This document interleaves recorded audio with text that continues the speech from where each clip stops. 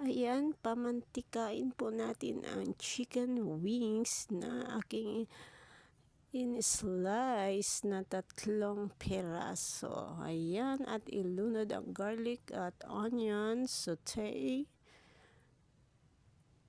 natin again and again, and then ayan, ihalo na lahat kasama ang chicken at add carrots and broccoli.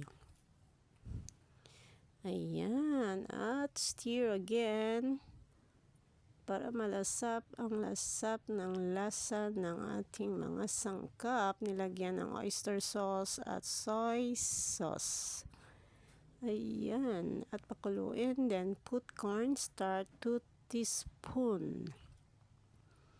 Ayan, takpan mo na for a while. Then kumulo siya at add pineapple tidbits with syrup niya. Ayan. At stir again para mahalo talaga ang kanyang mga sangkap at lasa ng pineapple syrup tidbits. Ayan.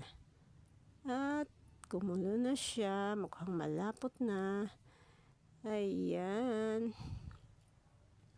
Masarap talaga yan siya, guys. Kasi nga, alam niyo ang lasa ng broccoli, masarap talaga.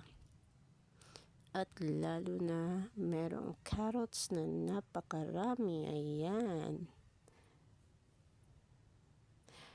Kaya, samahan niyo ako kumain. Matatapos na po ang niluto kong chicken broccoli with pineapple tidbits. Ayan, Wow! ready to eat na. Thanks for watching, guys.